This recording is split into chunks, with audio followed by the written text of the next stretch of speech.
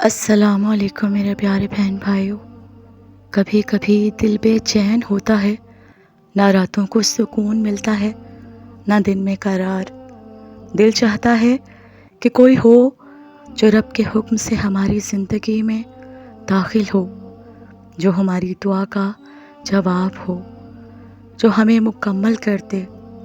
لیکن سوال یہ ہے کہ کیا کوئی ایسا بھی ہوتا ہے؟ کیا نکاح سے پہلے اللہ تعالیٰ کچھ روحانی نشانیاں ظاہر کرتا ہے؟ کیا یہ ممکن ہے کہ جسے ہم چاہتے ہیں وہی رب کی طرف سے ہمارے لیے چنا گیا ہو؟ آج ہم انہی روحانی نشانیوں پر بات کریں گے، وہ نشانیاں جو اشارہ دیتی ہیں کہ اللہ تعالیٰ نے آپ کے لیے کسی خاص کو چن لیا ہے۔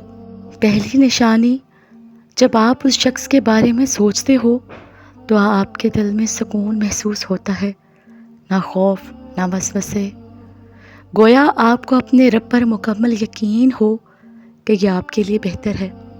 یہ سکون صرف دنیاوی کشش سے نہیں ہوتا، یہ وہ سکون ہے جو نماز کے بعد دعا میں دل پر اترتا ہے۔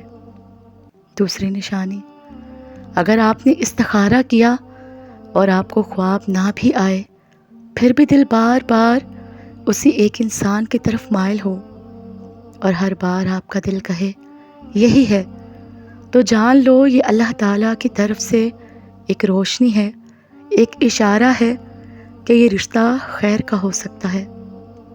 تیسری نشانی، ایک وقت ایسا آتا ہے کہ آپ اسے اپنی ہر دعا میں شامل کرنے لگتے ہو، نہ کوئی بتائے نہ کوئی سکھائے، آپ اپنے رب سے اس کا ذکر ایسے کرتے ہو جیسے وہ آپ کے دل میں بسا ہو۔ یہ دل کی زبان ہے اور دل کی زبان جھوٹ نہیں بولتی۔ چوتھی نشانی، یہ نشانی بہت ہی خاص ہے۔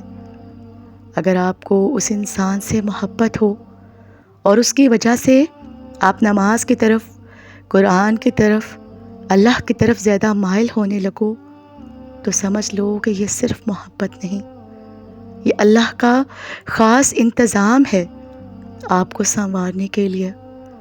وہ انسان آپ کے لیے ایک ذریعہ ہدایت بن رہا ہے۔ پانچویں نشانی، جب آپ کو یہ احساس ہونے لگے کہ میں اپنے گناہوں سے بچوں تاکہ میں اس کے قابل ہو سکوں، تو یہ ایک بہت بڑی روحانی نشانی ہے۔ یہ وہ تبدیلی ہے جو دل سے شروع ہوتی ہے اور زندگی میں انقلاب لے آتی ہے۔ چھٹی نشانی، کبھی کبھی سچائی تک پہنچنے کے لیے راستے مشکل ہوتے ہیں، لیکن اگر ہر رکاوٹ کے بعد بھی آپ کا دل کہتا ہے اللہ سب بہتر کرے گا، تو یہ وہ توکل ہے جو اللہ اپنے خاص بندوں کے دل میں ڈال دیتا ہے۔ یہ بھی ایک نشانی ہے کہ رب آپ کو کسی خاص انجام کی طرف لے جا رہا ہے۔ ساتویں نشانی، بعض اوقات انسان کسی کے لیے ایسا یقین محسوس کرتا ہے جو ظاہری طور پر سمجھ نہیں آتا، نہ زیادہ ملاقاتیں ہوئیں نہ باتیں، پھر بھی دل کہتا ہے یہی ہے۔ یہ یقین روحانی ہوتا ہے اور اکثر یہی تعلق عبادت کی شکل اختیار کر جاتا ہے۔ آٹھویں نشانی، اگر آپ اس کے لیے بار بار یہ دعا کرنے لگو کہ یا اللہ اگر یہ میرے حق میں بہتر ہے تو آسانی فرما، خیر فرما، تو یہ بھی ایک دل کی گواہی ہے۔ یہ وہ لمحہ ہوتا ہے جب محبت عبادت بن جاتی ہے اور نکاح کا جذبہ عبادت سے جڑ جاتا ہے۔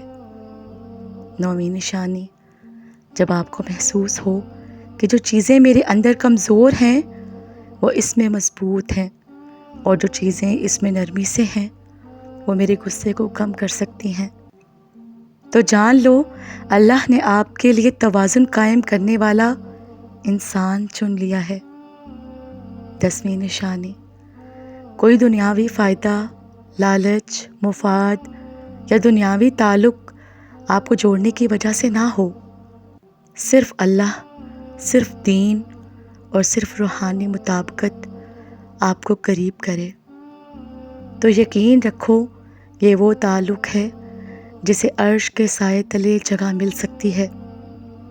تو میرے پیارے بہن بھائیوں، نکاح کوئی عام بندھن نہیں، یہ وہ رشتہ ہے جو زمین پر طے ہوتا ہے مگر عرش پر لکھا جاتا ہے۔ اگر آپ کو ان نشانیوں میں سے کوئی بھی ایک یا کئی ایک نظر آئیں تو سجدہ شکر بجا لاؤ۔ اگر آپ کے لیے کچھ خاص چن چکا ہے، بس صبر کرو، دعا کرتے رہو اور اللہ پر توکل رکھو، کیونکہ یاد رکھو جو آپ کے لیے لکھا ہے وہ آپ تک آ کر رہے گا، چاہے ساری دنیا اس کے خلاف ہو جائے۔ تو میرے پیارے بہن بھائیوں، جب آپ کسی ایسے انسان سے جڑ جاؤ کہ جو آپ کے لیے اللہ کی طرف سے ہو، تو صرف آپ کے دل میں سکون نہیں اترتا بلکہ آپ کی پوری زندگی میں ایک عجیب روحانی تبدیلی آنا شروع ہو جاتی ہے۔ آج ہم ان تبدیلیوں پر بات کریں گے جو اس بات کا ثبوت ہوتی ہیں کہ یہ رشتہ محض دنیاوی نہیں بلکہ ربانی ہے۔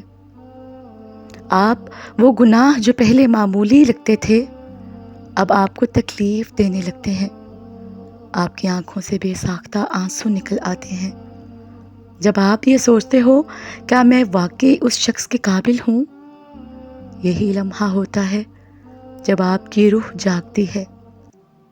پہلے آپ سو جاتے تھے، اب آپ روتے ہو، سجدے کرتے ہو، دعائیں مانگتے ہو اور اللہ سے کہتے ہو، یا رب اگر وہ میرے لیے بہتر ہے تو مجھے اس کا بنا دے اور مجھے اس کے قابل بھی بنا دے۔ یہ کیفیت دنیا کے کسی تعلق میں نہیں آتی، یہ صرف اس وقت آتی ہے جب تعلق عرش سے جڑا ہوا ہو۔ اکثر محبت میں انسان کا ضمیر اسے روکتا ہے، لیکن اگر کسی انسان سے جڑنے کے بعد آپ کو آپ کی روح، آپ کا ضمیر، آپ کا دل یہ کہے یہ حلال کی طرف لے جا رہا ہے، تو یہ ایک بہت بڑی نشانی ہے کہ یہ محبت گناہ نہیں، یہ عبادت بننے والی ہے۔ جب محبت سچی ہوتی ہے تو انسان شور نہیں کرتا، وہ ہر وقت دعا کرتا ہے مگر چپ رہتا ہے، وہ اللہ کے فیصلے کا انتظار کرتا ہے۔ یہ خاموشی، یہ صبر صرف وہی کرتا ہے جسے یقین ہو کہ اللہ میرا راز جانتا ہے اور وہی میرا فیصلہ کرے گا۔ آپ کی گفتگو عام باتوں سے ہٹ کر دین، صبر، دعا، استخارہ جیسے الفاظ پر آنے لگتی ہے۔ آپ ایک دوسرے کو نصیحت کرنے لگتے ہو اور دل کہتا ہے بس یہی وہ ہے جو مجھے دنیا میں بھی سنوارے گا اور آخرت میں بھی سہارا بنے گا۔ پہلے آپ دنیاوی خواہشات کے پیچھے تھے، اب آپ کے دل میں ہوتا ہے بس وہ رشتہ ہو جو اللہ کی رضا سے ہو، چاہے سادہ ہو لیکن سچا ہو۔ یہ وہ لمحہ ہوتا ہے جب محبت تقدیر سے جا ملتی ہے۔ یہ دعائیں ہوتی ہیں جو رشتوں کو کامیاب بناتی ہیں۔ اگر آپ اس کے لیے صرف اپنی خوشی نہیں بلکہ اس کی خیر، اس کی عزت، اس کی کامیابی مانگنے لگو تو یہ محبت نہیں، یہ روح کی دعا ہوتی ہے جو اللہ کے پاس ریکارڈ ہو رہی ہوتی ہے۔ یہ سب سے اعلیٰ مقام ہے۔ آپ اتنے اللہ پر راضی ہو جاتے ہو کہ آپ کہتے ہو، یا رب تو نے دیا تو تیرا کرم، نہ دیا تو یقین ہے بہتر نہ تھا۔ یہ وہ وقت ہوتا ہے جب اللہ تعالیٰ آپ کو یا تو وہ دے دیتا ہے یا اس سے بھی بہتر، کیونکہ آپ راضی ہو گئے تھے اللہ کی رضا پر۔ کبھی کبھی سچی محبت انسان کو اللہ کے قریب کر دیتی ہے اور انسان کہتا ہے میں خود کو بدلوں گا تاکہ اللہ مجھ پر رحم کرے۔ یہی وہ روحانی تبدیلی ہے جو آپ کو اس قابل بناتی ہے کہ اللہ آپ کو اپنے فیصلوں میں شامل کر لیتا ہے۔ آپ اللہ سے کہیں، یا اللہ جو میرے حق میں بہتر ہے وہ انسان فرما، اور جسے تو نے میرے لیے چنا ہے اسے میرے دل کے قریب کر دے۔